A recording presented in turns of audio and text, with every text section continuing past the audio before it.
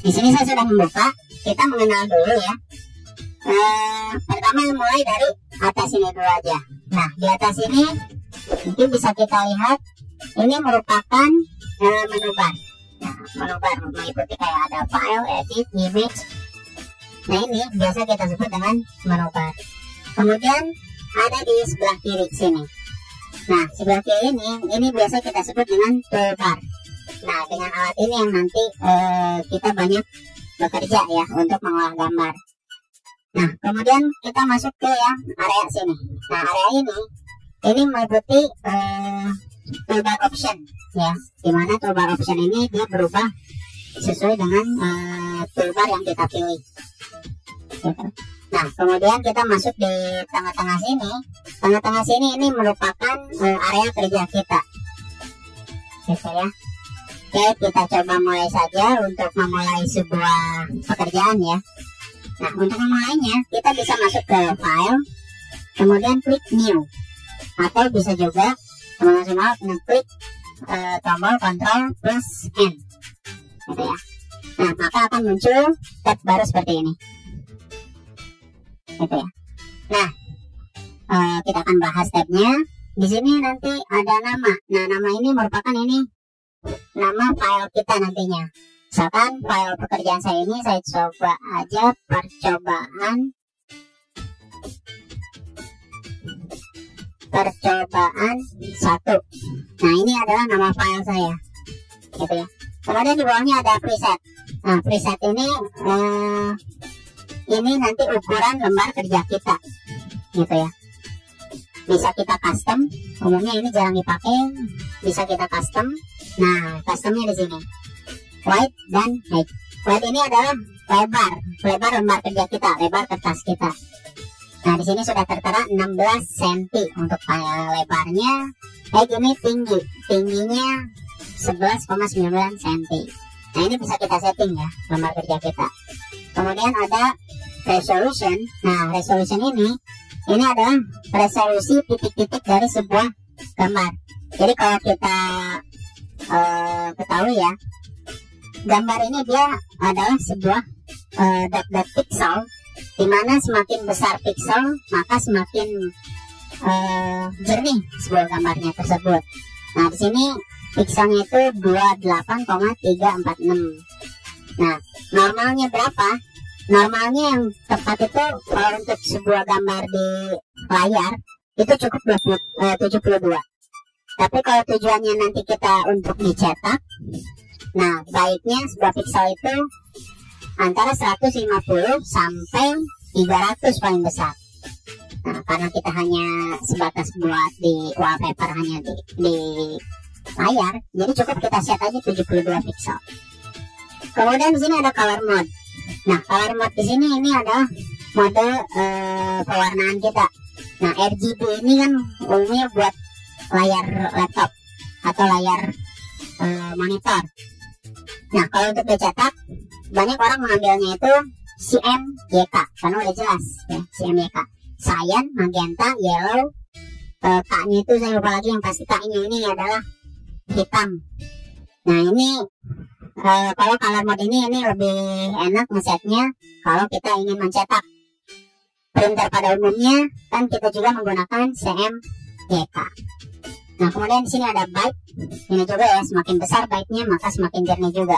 Kalau untuk ukuran standar kita menggunakan yang 8 byte. Kemudian kita masuk ke background content ya. Background content di sini ada pilihan, ada white, background color, sama transparan. Nah, untuk white, nanti lembar kerja kita ini langsung polos berwarna putih.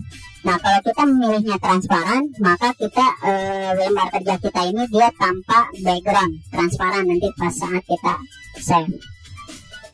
Ada juga ini transparan. Nah, kalau background color di sini kita bisa memberikan warna pada lembar kerja kita ya. Apakah nanti kita pengennya kuning, hijau, merah, dan sebagainya. Kita coba aja warna putih dulu saja ya.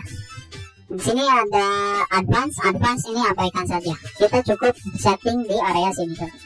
Jika udah selesai, tinggal kita klik OK.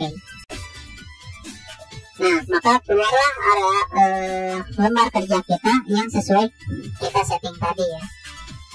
Nah, ini jika kita ingin bekerja di area baru. Nah, sekarang gimana kalau kita ingin mengedit foto yang sudah ada? Sebenarnya kan Photoshop ini kita hanya mengedit foto yang sudah ada. Nah, kita bisa mengklik file, kemudian klik open ya.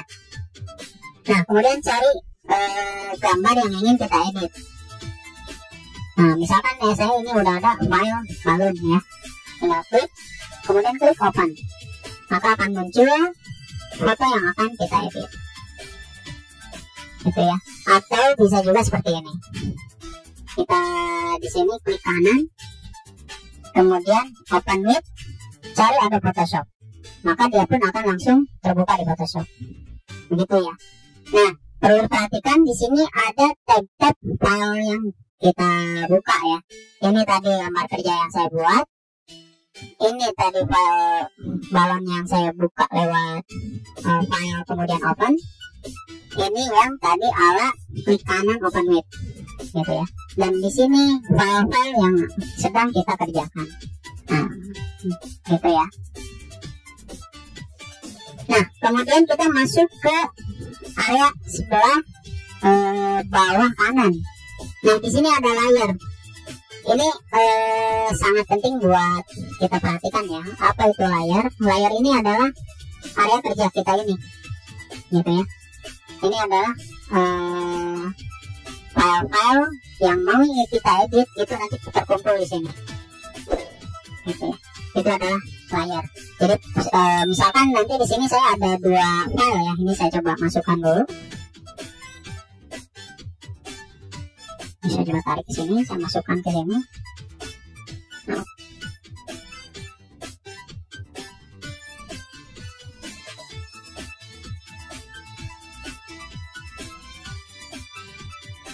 Nah, di sini kan ada dua file ya. Saya menyimpan ada 2 file.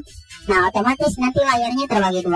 Dimana ini layar background. Kalau kita ingin mengedit background belakang ya, gambar belakang, layar 1. Ini kalau kita ingin mengedit gambar yang keduanya gitu. Nah, kemudian di atasnya sini ada adjustment. Nah, adjustment di sini ada beberapa pilihan tombol menu lagi ya. Nah, adjustment di sini kalau kita klik ini ada brightness and contrast. Ini dia untuk mengatur kecerahan dari gambar yang akan kita edit ya. Tuh. Kemudian ada lagi, nah ini backnya. Kemudian ada lagi level. Nah, level juga sama ya, ini juga tingkat kecerahan. Nah, kemudian ada lagi curve ya, ini pun sama ya. Yang pasti yang atas ini gunanya untuk mengatur tingkat warna atau kecerahan dari gambar. Nah, ini juga sama ya. Oke, boleh coba-coba saja karena ini pada umumnya sama ya, cuman beda fasilitas tombolnya saja. Nah, kemudian kita beralih ke color. Ini juga sama ya. Ini untuk color pewarnaan dari objeknya. Ini belum ada, jadi kita belum bisa pakai. Nanti kurang lebihnya untuk pertemuan berikutnya. Nah, kemudian kita masuk ke toolbar. Nah, area ini yang akan kita bahas ya. Di toolbar ini kita lihat dari yang pertama, di sini ada move tool. Nah, move tool itu buat apa? Move tool di sini kita akan banyak menggunakan tombol ini ya. Dimana tombol ini fungsinya tadi ya, saya ada 2 file. Nah, fungsinya dia untuk bisa menggerakkan file layar tersebut. Nah, makanya nih saya klik layar dulu supaya dia bisa bergerak. Nah, ini untuk menggunakan move tool. Selain kita untuk menggeserkan gambar ya, menggerakkan gambar, move tool di sini juga gunanya untuk membesarkan atau mengecilkan sebuah gambar ya. Nah, ini kan terlalu tertutup ya. Saya ada gambar balon di belakang, nah gambar balonnya ketutup. Nah, ini tinggal pencet tombol Ctrl T. Nah, setelah kita menekan tombol Ctrl T, di sini akan muncul titik-titik di sudutnya ini gunanya untuk membesarkan atau mengecilkan sebuah gambar. Tuh. Ya. Nah, agar gambarnya tidak pindahnya, maksud saya agar gambarnya simetris ya saat kita besarkan atau kita kecilkan, jangan lupa untuk menekan tombol Shift.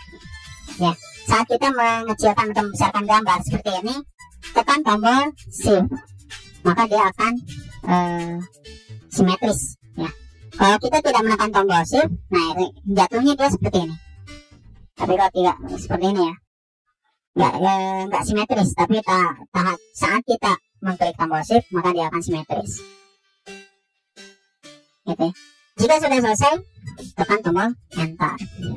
Gitu ya. Dengan move tool ini juga kita bisa merotasi gambar. Ya, tetap caranya sama ya. Kita tekan tombol Ctrl T. Nah, cuma untuk kursornya agak jauhkan. Nah, agak jauhkan, baru klik dan tarik, putar. Gitu ya. Tuh. Oke, sepertinya ini terlalu jauh. Nah, saya coba zoomkan ya. Nah, untuk menzoomkan, kita cari lagi di sini ada tombol zoom. Nah, ini kita apply dulu. Nah, untuk menzoomkan ini kan terlalu jauh ya. Untuk menzoomkan tinggal kita pencet tombol Ctrl spasi, maka dia akan berubah menjadi kaca pembesar. Nah, kita tinggal klik aja, klik kiri dengan mouse, maka dia akan membesar layarnya. Jika ingin mengecilkan layar, tekan tombol Ctrl alternatif atau Alt spasi, maka dia akan bisa membuat mengecilkan gambar. Gitu ya. Jadi di Photoshop ini sepertinya kita harus hafal ya tombol-tombol shortcut untuk mengedit. Gitu ya. Kemudian kita masuk ke area berikutnya. Di sini ada yang namanya rectangular marquee tool ya, atau elliptical atau single dan seterusnya. Dimana saat kita mengklik ini, kemudian kita coba seleksi, nah akan muncul garis-garis arsiran gitu ya. Nah, ini fungsinya buat apa? Ini fungsinya dia buat mengarsir ya, menseleksi gambar yang mau kita ambil gitu ya. Contoh, saya akan menseleksi di gambar balon ini. Nah, setelah saya seleksi, kemudian saya klik move tool. Nah, maka saya sudah bisa menggerakkan gambar balon ini. Oke, sebentar, ada kesalahan. Ini saya seleksi, kemudian saya klik tool. Nah, jangan lupa perhatikan apa yang mau kita edit. Di sini karena saya ingin mengeditnya gambar balon, nah maka masuk ke background yang gambar balon ini ya. Barulah kita bisa menggeser si gambar balonnya tuh, mengcropping. Gitu ya.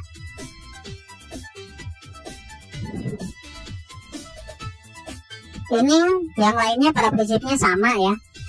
Hanya perbedaan jika yang atas ini dia kotak, yang bawahnya dia ellipse ya, berarti dia lingkaran dan seterusnya. Kemudian di bawahnya ada lasso tool.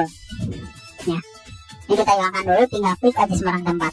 Nah, lasso tool di sini sama ya, fungsinya kayak di atas, dia buat menseleksi. Hanya saja kalau yang ini pilihannya dia ada kotak, ada lingkaran dan seterusnya.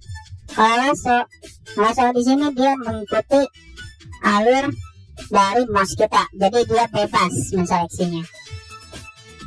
Nah, seperti ini dia bebas gitu ya. Kemudian ada poligonal. Nah, kalau poligonal dia seperti magnet ya, agak dekatkan dengan area gambarnya, kemudian tinggal kita klik dan klik. Jadi ini mengikuti sisi-sisi dari gambar gitu ya. Kemudian kita masuk lagi ke magnetic. Nah, maaf, yang barusan itu sepertinya magnetic. Nah, magnetic tuh seperti ini. Jadi dia mengikuti alur gambar gitu ya, sampai selesai. Ini mohon maaf ya, saya kurang rapi ya, supaya cepat saja. Nah, jadi dia bisa menseleksi gambar seperti ini, gitu ya. Nah, yang tadi saya coba ulang lagi yang poligonal. Kalau poligonal dia per klik kita buatnya, gitu ya. Kemudian kita masuk di bagian bawahnya sama juga ya. Ini juga buat menseleksi ya. Ada quick selection tool, ada magic wand tool.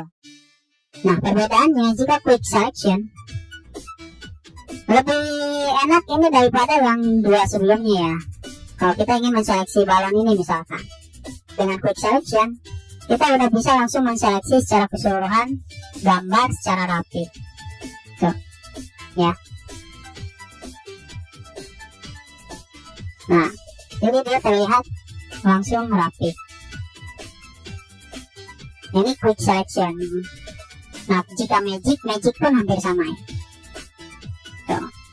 Cuma magic ini dia kurang enak ya, kadang-kadang dia nggak rapi langsung malah keseluruhan gambar gitu.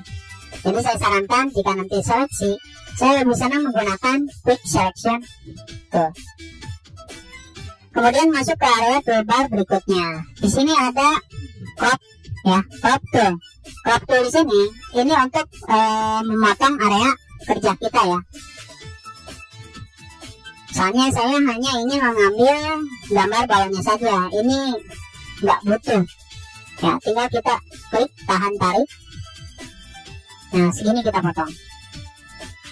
Jika sudah selesai ya, kita ingin butuhnya segini saja, tinggal pencet tombol enter, maka dia akan nge-crop sesuai dengan yang kita inginkan, gitu ya. Kemudian di bawahnya ada eyedrop ya, eyedrop tool. Nah, eyedrop tool ini dia untuk mengcopy warna. Jika sewaktu-waktu kita butuh warna yang sesuai dengan warna gambar kita, nah kita bisa menggunakan eyedrop tool ini ya. Soalnya nih nanti dilihatnya di sini ya untuk palet warna. Tinggal kita klik, jika kita ingin warna kuning tinggal drop kuning, jika kita ingin warna merah tinggal drop ke merah, jika kita ingin warna hitam, nah drop ke hitam, begitu seterusnya, gitu ya. Juga sama, dan ini biasanya kurang terpakai, gitu ya. Kemudian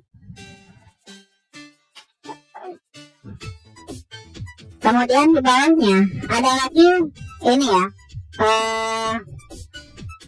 healing brush ya, spot healing brush. Spot healing brush ini dia untuk menghilangkan kalau ada ya orang yang suka ngedit gambar wajah. Nah, wajahnya mungkin ada spot-spot titik-titik tertentu yang ingin dia hilangkan gitu ya, atau ada jerawat. Nah, ini bisa kita hilangkan dengan healing spot berikut ini. Contohnya misalkan saya di sini ada gambar balon tadi ya. Saya coba zoom deh yang di sini. Zoom, masih ingat ya, kontrol spasi.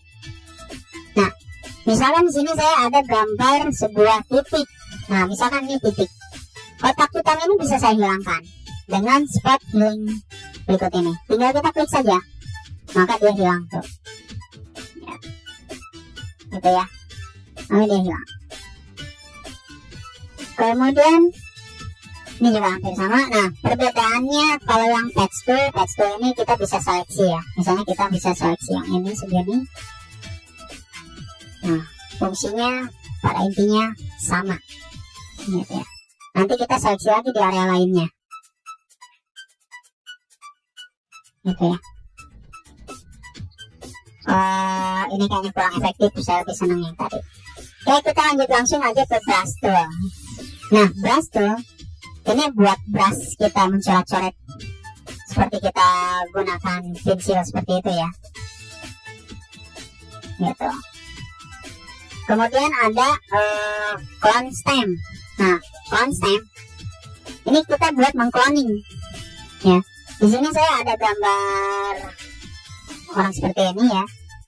Nah, dengan clone stamp kita bisa menduplikasi warna sebelahnya atau gambar sebelahnya ke sebelah ke area yang ingin kita stempel. Jadi ibaratnya kayak cap, masuk ke bak cap lagi ke area lain. Nah, kalau saya coba praktekkan, misalkan saya akan menstempel ini warna merah ya. Warna merah ini saya stempel, saya ambil. Nah, sebelum untuk mengambilnya kita tekan tombol Alt ya, klik. Kemudian coba ke area yang ingin kita coba bikin stempelnya. Klik lagi, klik lagi. Itu ya. Ingin warna biru, sama, klik, klik. Dan ini areanya bisa kita perbesar ya. Ini kan lingkarannya kecil. Nah, lingkaran ini bisa kita perbesar dengan klik kanan. Nah, kemudian di sini ada master diameternya. Ya, tuh semakin kita geser dia semakin besar. Tuh, ini dia nge-stempel tuh. Ya. Dan ini ada hardness. Hardness di sini adalah kemulusan dari sisi stempel kita. Gitu. Kadang ada yang ada gradasinya, bukan gradasi ya, ada seperti blur gitu di pinggirnya. Nah, itu menggunakan hardnessnya. Semakin tinggi hardness, semakin biasa, semakin rendah hardness, dia semakin ada blur di pinggirnya. Gitu. Kemudian kita masuk ke area bawahnya. Di sini ada history. History apa nih? Kok nggak muncul? Nah, history brush tool ya. Jika tadi brush itu untuk menulis ya, untuk mencoret-coret, history ini adalah kebalikannya ya. Dia bisa dipakai untuk menghapus brush yang udah kita buat. Gitu. Nah, kemudian masuk lagi ke area bawahnya. Di situ di area bawah sini ada eraser. Eraser di sini. Sini ada dua ya. Kita bisa pilih dua. Ada eraser tool, ada magic eraser tool. Yang background eraser tool ini dia jarang dipakai. Nah, eraser tool ini buat apa? Di sini kita untuk menghapus ya. Nah, menghapus. Sama jika ini kurang besar, tinggal kita perbesar diameternya. Kita bisa menghapus. Tapi menghapusnya ini otomatis sesuai dengan kanvas yang kita buat pada awalnya. Jika kanvasnya kita pilih putih, maka dia akan berwarna putih, gitu ya. Nah, perbedaannya dengan magic, magic ini dia akan menghapus secara keseluruhan sesuai dengan areanya. Nah, saya coba zoom out. Kita coba undo dulu. Nah, di perbedaan dengan magic, magic ini tinggal kita klik saja, dia langsung hapus area sesuai dengan area garisnya ya. Nah, gitu. Nah, kalau kita ngedit foto ya nantinya ya, foto postcard yang 3x4 kan backgroundnya itu polos ya. Nah, kenapa nih para tukang foto yang foto 3x4 itu ya, yang postcard itu selalu menggunakan background yang di belakangnya itu polos. Terserah itu baik itu nanti merah, biru ataupun putih. Itu supaya apa? Supaya lebih mudah dalam mengeditnya seperti tadi ya. Jadi tinggal kita klik aja magic ini, klik di area backgroundnya, langsung hilang backgroundnya. Gitu. Ya, start. Nah, kemudian ada lagi di bawahnya ya. Sebentar ya. Saya beritahu juga di sini ada history. Nah, masuk ke window, kemudian masuk ke history. Nanti akan muncul tab history. Ini fungsinya kalau kita tadi ya, kita sudah edit, tapi kita ada kesalahan panjang, kita bisa mengundo-nya aja di sini. Gitu ya. Tuh. Semakin atas, semakin mundur apa yang kita edit sebelumnya. Gitu ya. Oke, masuk ke bawah tadi ya. Di bawah eraser di sini ada gradient tool. Nah, gradient tool ini fungsinya untuk membuat gradasi. Nah, gradasi warnanya ini sesuai dengan yang di bawah yang sudah di set. Jika di bawah ini ngesetnya hitam putih, maka gradasinya akan hitam putih. Gitu ya. Kemudian masuk ke bawah ada blur tool. Nah, ini untuk memblurkan ya. Memblurkan area. Ini saya coba perbesar dulu diameternya. Nah, saat saya klik di sini, maka areanya belah sini akan blur. Tinggal kita klik-klik saja ya. Sini kok tidak terlalu kelihatan karena kecil. Gitu ya. Kemudian di sini ada dodge tool ya. Ini untuk memutihkan ya. Ini tidak terlalu terpakai biasanya. Nah, kemudian kita masuk ke pen tool. Nah, ini kalau kita ingin membuat sebuah gambar ya. Sampai sini lagi ketemu. Nah, ini kalau kita ingin membuat garis sebuah gambar. Kemudian bawahnya ada lagi teks. Nah, teks tool ini untuk membuat sebuah teks. Tinggal kita klik, kemudian klik sembarang tempat, kita ketik saja percobaan. Agak kecil. Nah, balik lagi ke move tool tadi ya. Kita bisa membesarkannya ini melalui move tool, atau bisa lewat font, atau apa namanya ini, toolbar option ya. Kita perbesar saja di sini. Yang pasti kita seleksi dulu ya. Kita seleksi, kita perbesar dulu. Nah, tapi kalau saya sih lebih senang menggunakan pick tool ini ya. Klik pick tool, Ctrl T, kemudian kita perbesar. Nah, ini. Kemudian jika setelah selesai, enter. Gitu ya. Kemudian ada lagi di bawahnya pet selection. Pet selection ini jika tadi ya, kita kan tadi sudah menggambar dengan menggunakan pen tool ya. Misalnya kita menggambar dengan pen tool ini. Nah, pet selection ini untuk memperbaiki ini yang sudah kita buat gitu ya. Gitu.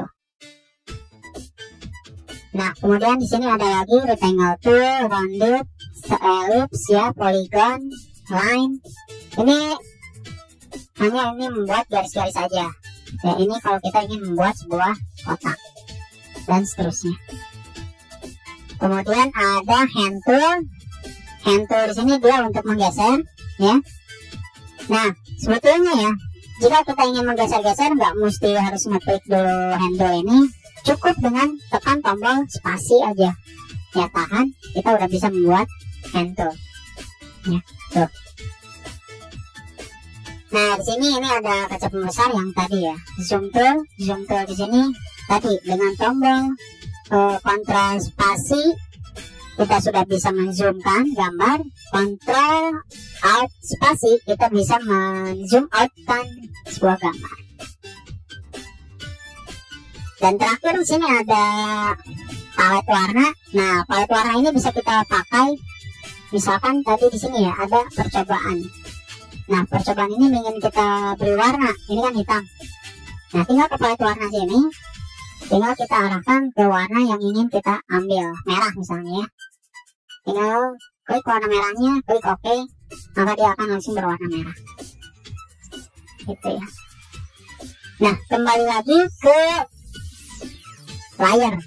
Kita jangan lupa ya untuk memperhatikan layar ini. Di mana layar ini inilah file-file yang akan kita edit ya. Gambar-gambar yang akan kita edit. Contoh background, di sini ada layar background, berarti kita akan mengedit background. Di sini ada layar percobaan, di mana percobaan ini adalah layar teks. Terus di sini ada layar satu ini di mana adalah kotak. Gitu. Kalau kita ingin mengedit teks, tapi layarnya masih terseleksi ke layar satu, dapat dikatakan kita tidak bisa mengedit teks tuh. Ya, kita geser-geser, yang tergeser itu malah layar satu. Jadi kalau misalnya kita mau mengedit percobaan yang teksnya, maka arahkan layarnya ke percobaan teks ya. Maka bisa. Nah, tadi saya lupa memberitahu kalau kita tadi membuat gambar seperti ini ya. Itu jangan lupa kita membuat dulu layar baru gitu ya. Nah, bagaimana caranya kita membuat layar baru? Di bawah sini ada beberapa menu. Nah, untuk layar baru klik sudut kanan 2 ini ya. Tinggal klik, maka akan muncul layar baru. Barulah kita buat sebuah kotak atau gambar yang kita inginkan. Jika kita sudah selesai ya ngedit gambar, maka kita kan langsung masuk ke save ya, save. Nah, sekarang kita masuk ke ke pembahasan save atau menyimpan. Nah, untuk menyimpan, saya sarankan untuk menyimpannya itu dalam save as ya. Nah, setelah save as, di sini nanti kita akan diberikan beberapa pilihan file yang ingin kita simpan ya, jenis formatnya. Nah, dimulai dari PSD. PSD ini adalah file real Photoshop yang nantinya mungkin bisa kita edit kembali ya. Gitu. Nah, kemudian jika kita simpan formatnya BMP, nah BMP ini dia langsung format gambar yang sudah flat, nggak bisa kita edit kembali. Tapi BMP ini sudah jarang, gitu ya. Orang lebih senangnya menyimpan langsung ke JPEG, gitu ya.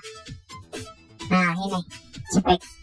Ini sama ya halnya dengan BMP, dia langsung format gambar, tok nggak bisa kita edit lagi.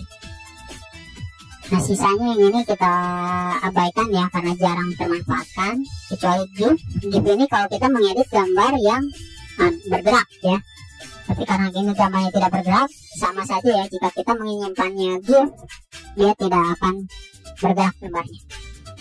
Nah, kemudian yang paling biasa kita manfaatkan juga ada PNG.